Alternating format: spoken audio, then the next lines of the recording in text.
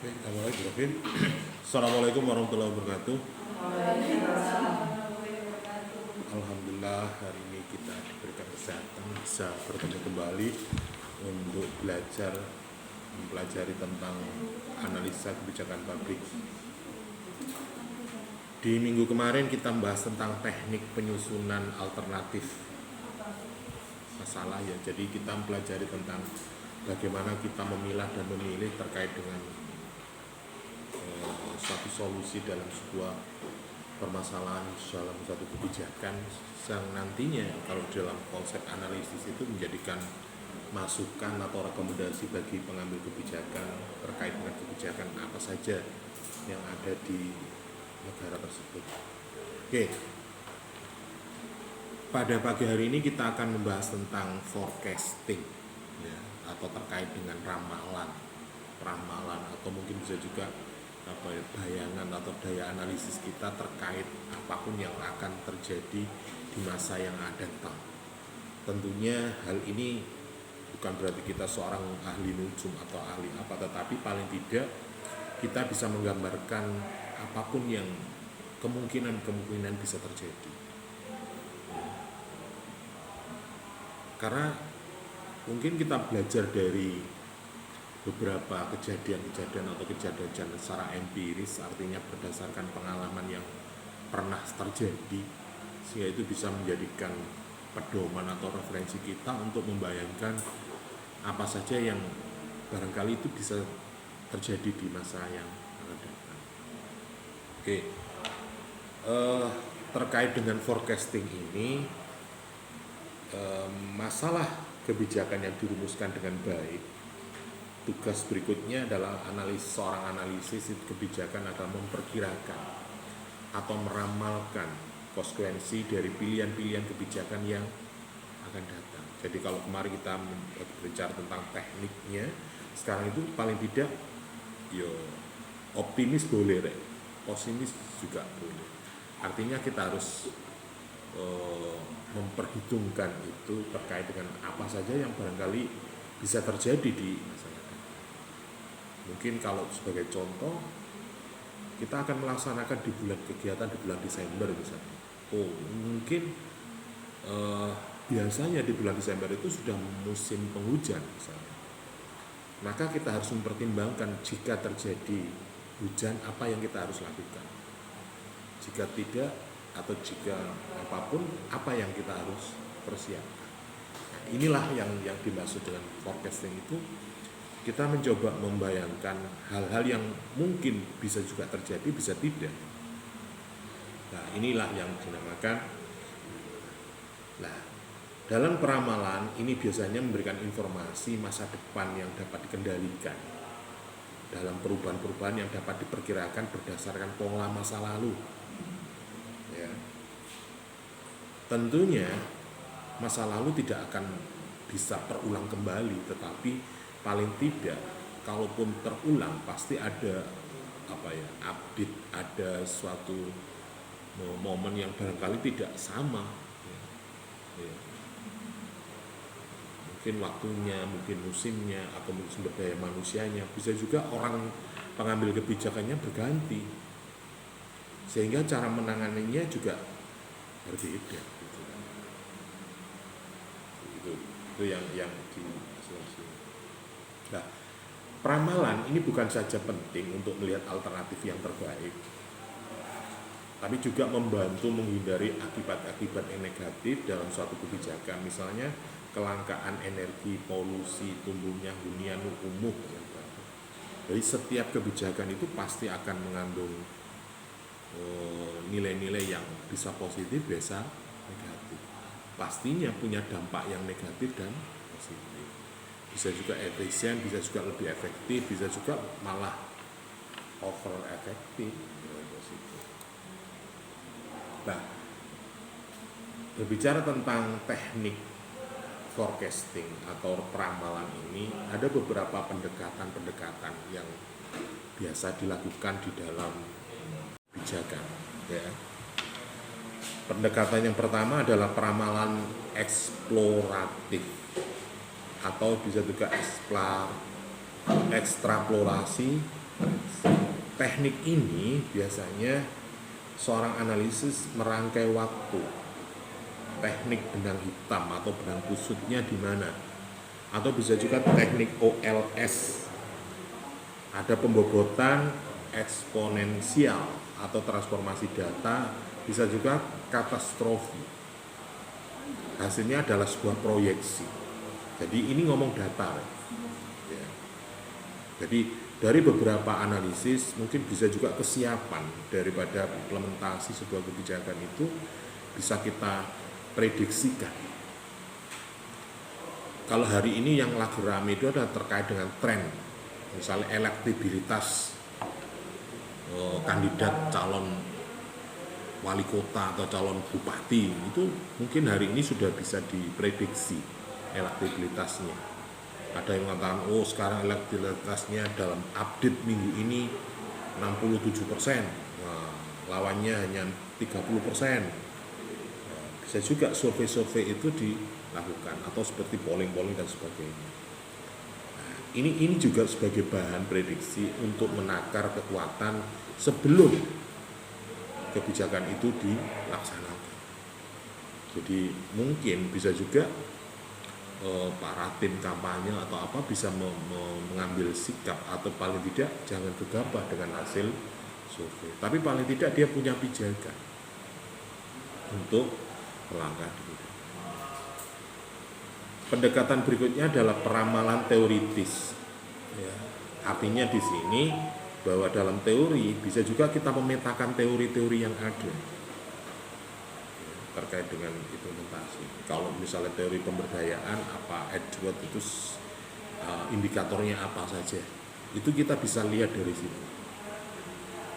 Teori implementasi yang lain misalnya, bisa juga bagaimana sosialisasinya. Sosialisasi antara zaman dulu dengan zaman sekarang mungkin bisa juga berbeda.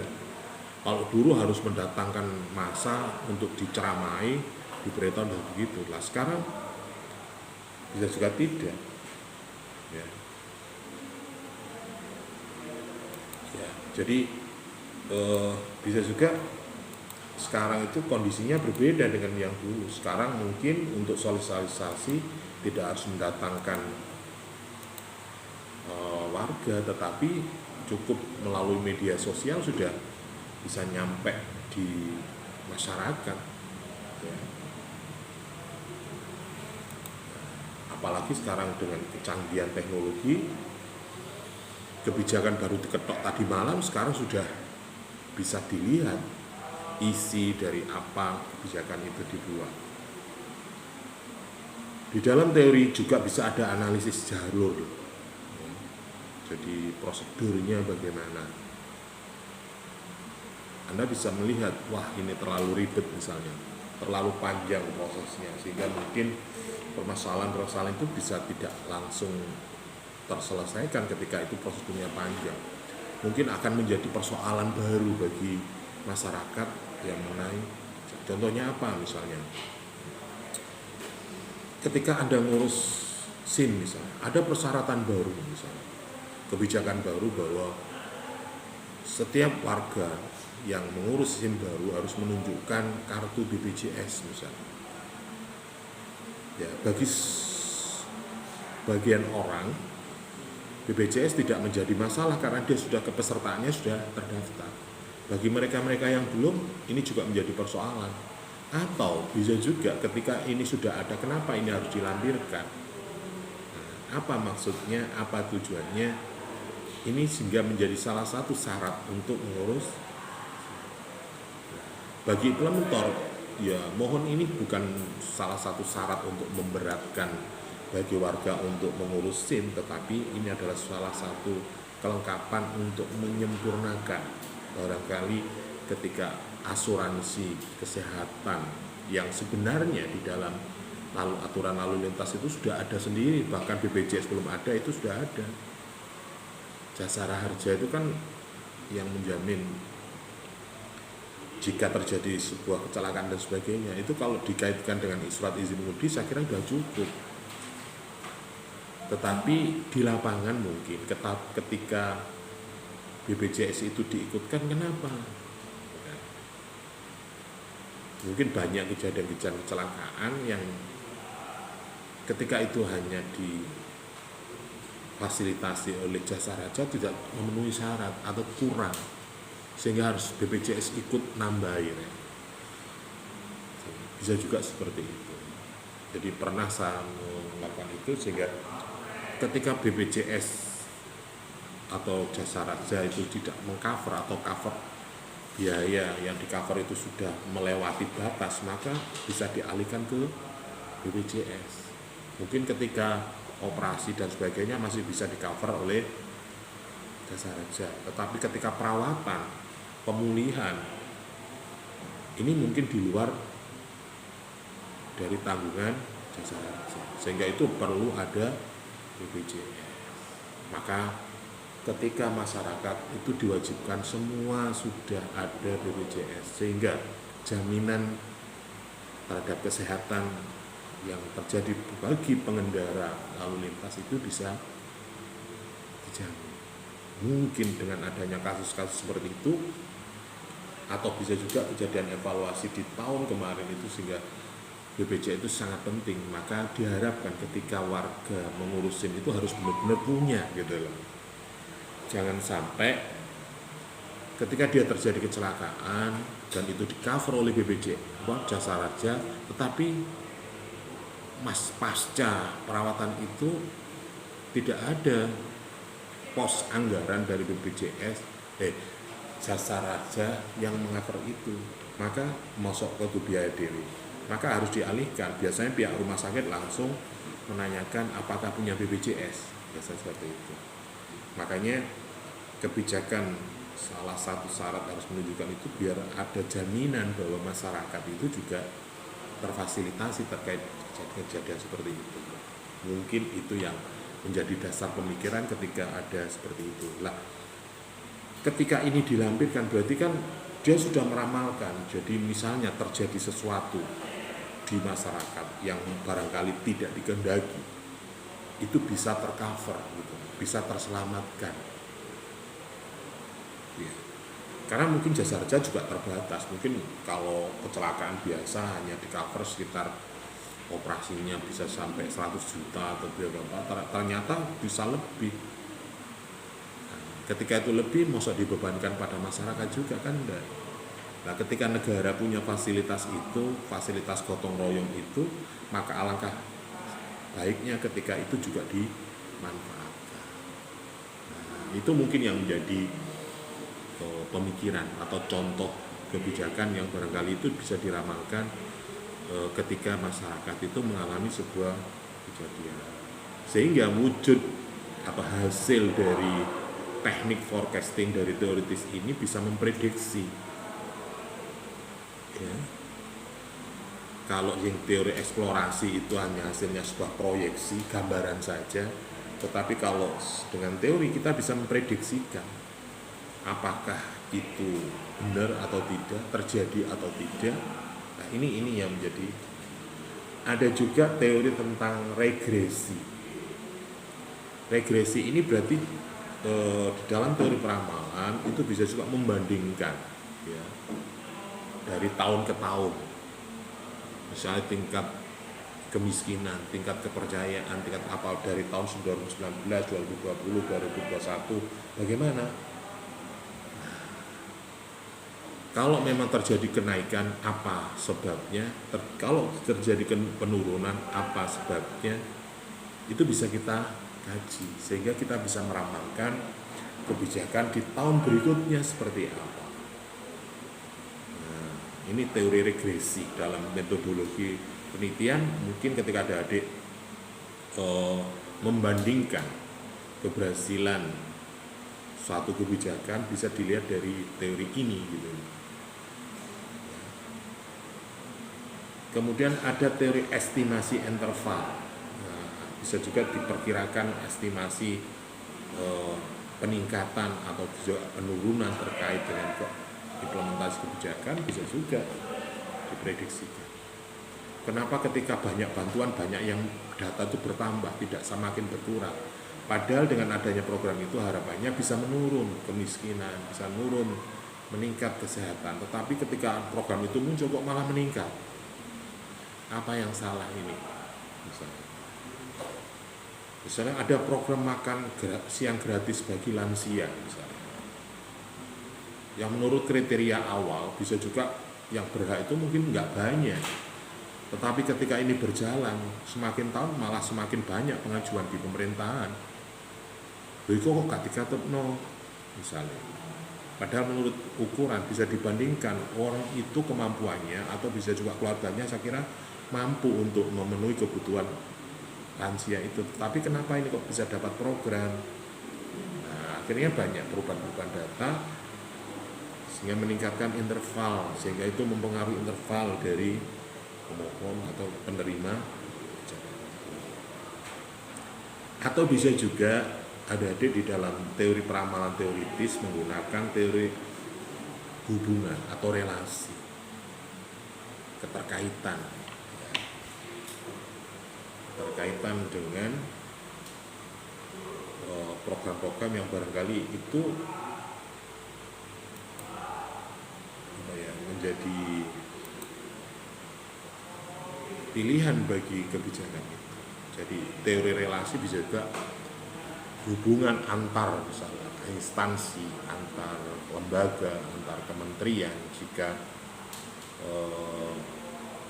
untuk melaksanakan itu bisa juga ini dilakukan. Jadi Anda bisa menulis sebuah karya tulis relasi, hubungan antara, relasi apa misalnya dalam proses pembuatan kebijakan, hubungan antara pembuat kebijakan dan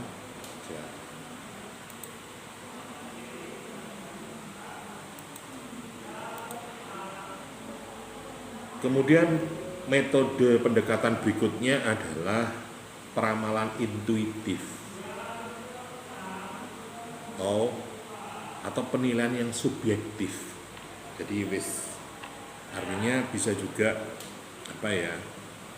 dalam teori ini bisa setiap orang saya kira punya intuisi, punya daya halusinasi sehingga dia bisa memperkirakan. Alah Pak Son santai masih teko jam 09.00 paling cekat mulai. Nah, itu mungkin Anda belajar dari kemarin atau seperti apa, atau bisa juga teman-teman Anda belum banyak berkumpul sehingga belum dimulai. Nah, itu bisa juga berintuisi, subjektivitas. Nah, kebenaran itu tidak bisa dijamin. Tetapi paling tidak itu bisa juga menjadikan metode peramalan ini bisa dilaksanakan. Jadi feeling seseorang itu bisa juga mempengaruhi kebijakan orang. Nah, biasanya kaum perempuan itu biasanya punya feeling, daya intuisi yang kuat. Perasaannya kok gak enak ya, mau ada apa ya. Nah, kalau orang Jawa macam-macam. Iki kok cerdutan dek kene yang apa ya? Tanganku kok gatel ya, kate oleh cairan apa ya. Atau bisa juga mata saya kok berkedip terus, ini kayaknya ada yang ngerasani ya, kan? Itu intuisi. Nah, berbicara tentang kebijakan bisa saja kita melihat dari basic background seseorang berintuisi. Wah, iki nek Presiden Donald Trump terpilih bisa juga umat Islam peperangan di Israel bisa lebih panjang lagi kan gitu.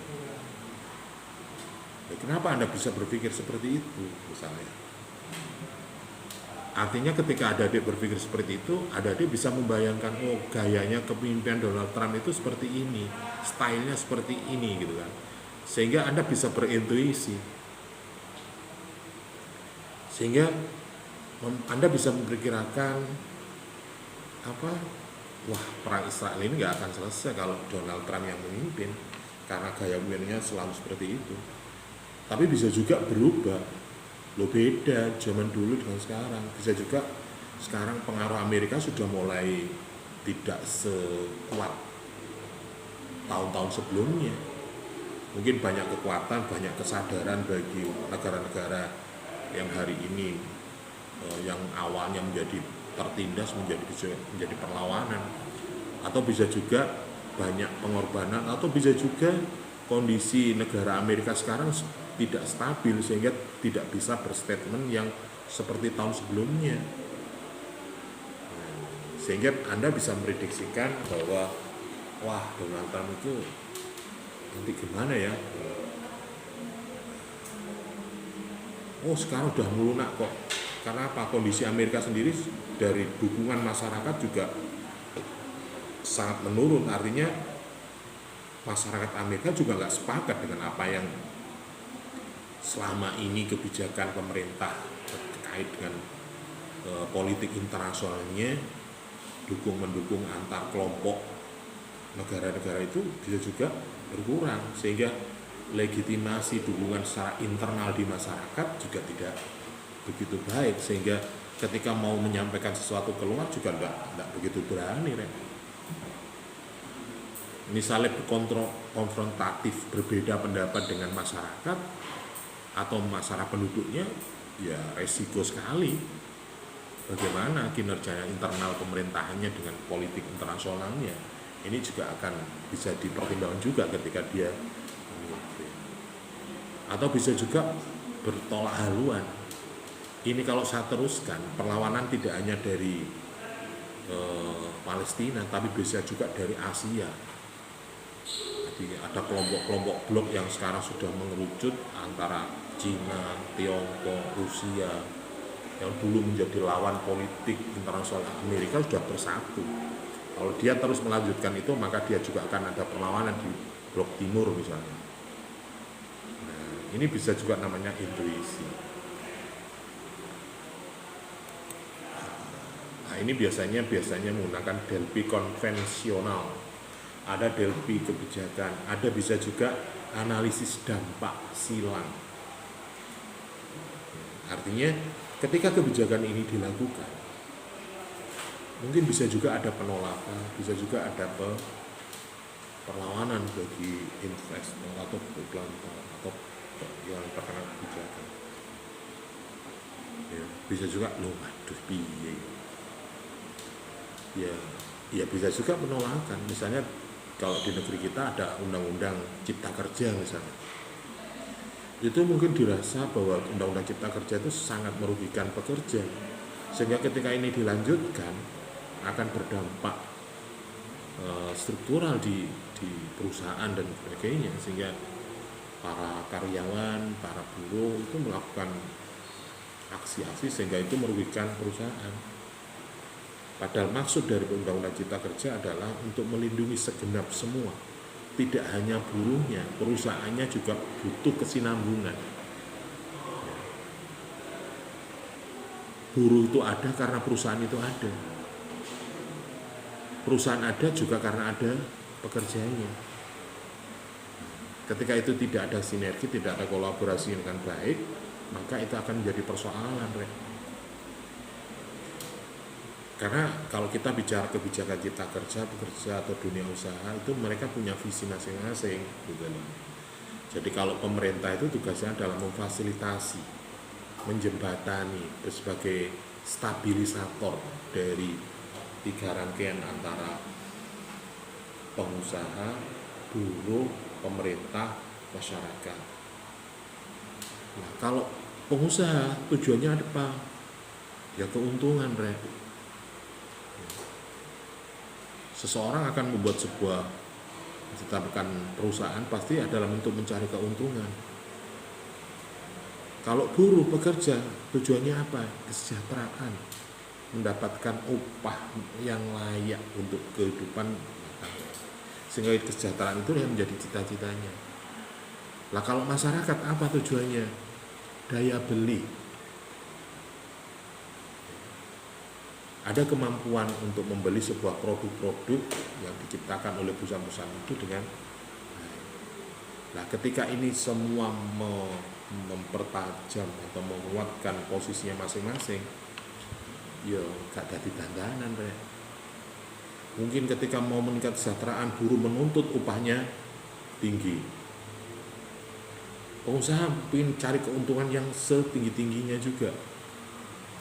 Pemerintah harapannya bisa stabil lingkungan ini. Jika ketika masyarakat itu ada pekerjaan, ada pendapatan, maka tingkat kriminalitas, tingkat kerawanan sosial akan rendah.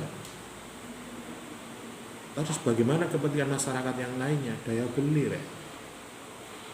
Oke lah, sang pengusaha mungkin memenuhi keinginan para pekerjanya untuk meningkatkan upahnya. Apa yang dilakukan pengusaha? Oke, saya tingkatkan. Tapi pengusaha juga tidak berpikir berjuang atau mengabdi, tentunya ya itu tadi mencari keuntungan. Maka ketika cost itu tinggi, maka harga produk itu juga tinggi.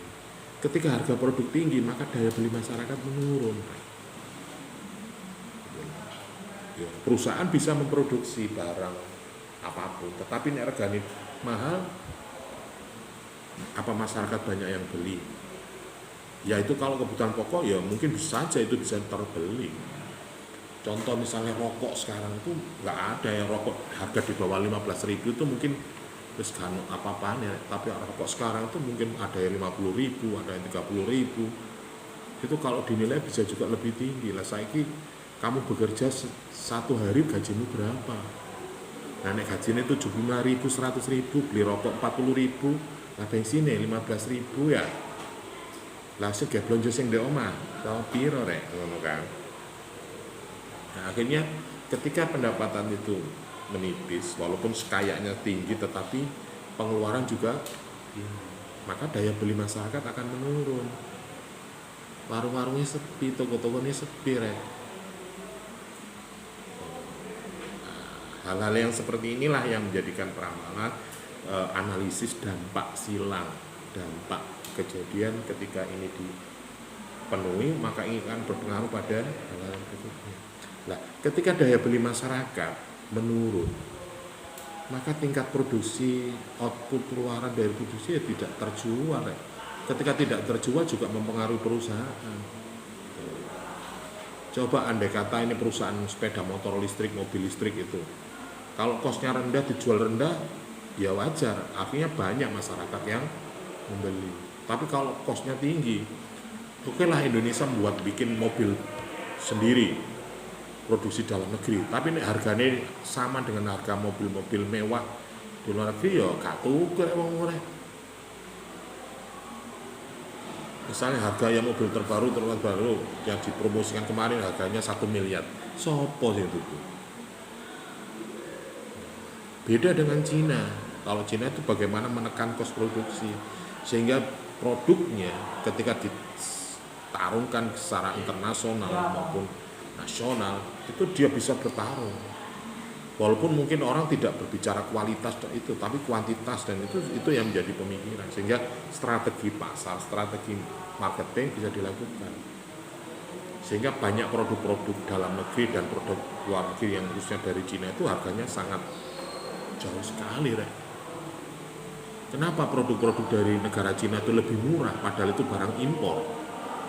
Logikanya mestinya itu kalau barang dari luar negeri itu kan membutuhkan transportasi, membutuhkan cukai, bukan pajak, bukan itu kan sebagainya kan banyak. Tapi kenapa harganya lebih murah? Kenapa? Padahal ketika contoh lagi, ketika Anda membeli handphone misalnya, online dan offline, Anda pergi ke gerai atau sel toko handphone dengan harga yang online itu harganya bisa selisih 30%, 20%. Kenapa kok bisa lebih murah? Ya mungkin nggak bisa melihat Pak sehingga murah kualitasnya. Nah, kalau jualan online itu kan menjaga kepercayaan. Kalau kita tidak bisa memberikan keyakinan, kepercayaan bagi calon pembeli kita, ya percuma, Rek. Ya mungkin ada nilai positif negatifnya ketika itu ditetapkan. Jadi nek toko langsung nang ini toko ini bisa melihat dan waktunya cepat, tapi harus bawa cash. Begitu juga online bisa juga dilihat dulu baru, kalau nggak cocok nggak dibeli nggak apa-apa. Loh, kemudian banyak, tetapi penipuan juga semakin tinggi. Nah, ini dampak silang yang barangkali ketika kebijakan itu diterapkan harus diramalkan, diperkirakan.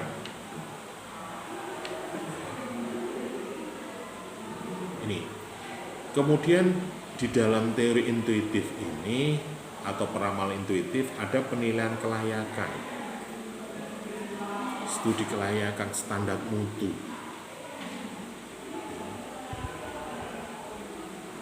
Mungkin ketika orang berpikir menelurkan sebuah kebijakan itu ya berpikir idealis, berpikir yang yang baiklah pokoknya. Jadi adik-adik ketika merencanakan, membuat planning sebuah kegiatan, mungkin gambarannya, outputnya, keluarannya bagus, senilai maksimal. Tapi kenyataan di lapangan bisa juga mempengaruhi daripada kebijakan. Makanya studi kelayakan itu biasanya dilakukan di awal sebelum kebijakan itu dilaksanakan atau dibuat, sehingga diskusi masyarakat, ukuran dampak plus minusnya itu bisa dipertimbangkan, sehingga hasil daripada teori intuitif ramalan ini adalah konjektur. Ya, artinya bisa juga diterima, bisa juga menjadi, ya paling tidak kita bisa berhati-hati atau waspada lah terkait dengan, ya walaupun itu datanya belum bisa dikatakan akurat, ya jenis intuisi ya. Feeling kan nggak sama setiap orang. Nah itu kan tergantung kepada hati atau keyakinan. Sama halnya ketika Anda meyakini sebuah agama, itu ada terkait dengan intuisi Anda. Anda harus berbuat baik, Anda menjalankan sholat. Kenapa Anda sholat? Ya biar hati saya tenang, Pak. Kalau dilogikakan, apa keterkaitannya? Itu berdasarkan intuisi. Ini saya kira setiap individu punya tingkat daya intuisi. Jadi ada feeling, ada sebuah bayangan yang di luar alam bawah sadar kita untuk melihat ke depan seperti ini.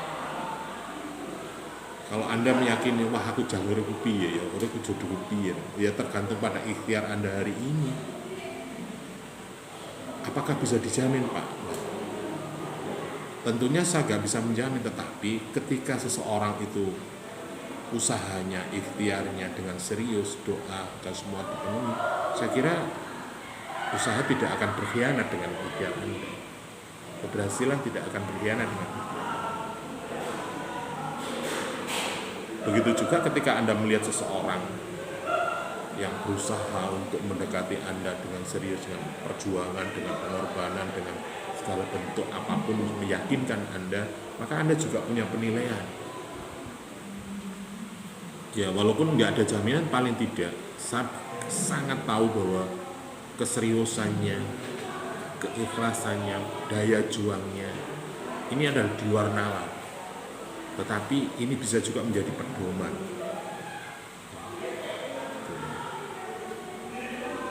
Oke.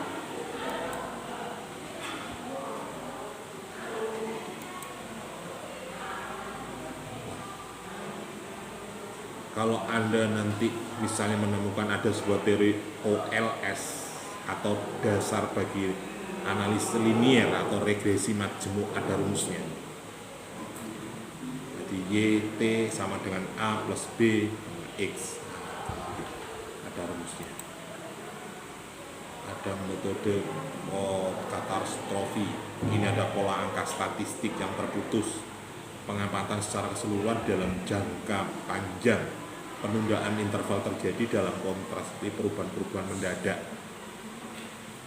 Katastrofi itu adalah kejadian-kejadian yang di luar juga, bisa juga bencana, bisa juga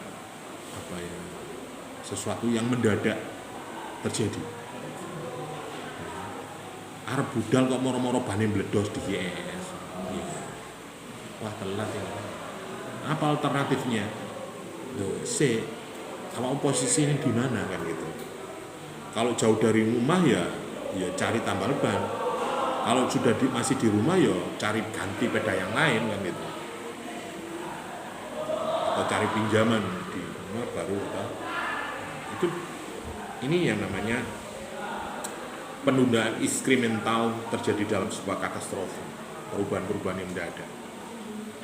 itu bisa juga itu terjadi, bisa juga, sehingga ketika implementasi ini dijalankan bisa juga dipengaruhi karena sehingga muncul ini loh perlu didahulukan. Ada skala prioritas yang barangkali ini yang harus didahulukan, walaupun mungkin itu di luar prediksi, di luar perencanaan, tetapi ini yang sangat membutuhkan.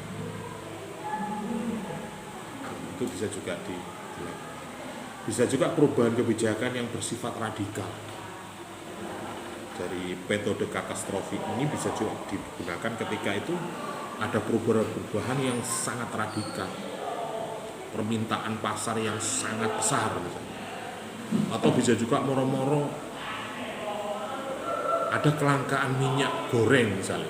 Iya apa gitu, nggak moro-moro mencet-macet ya.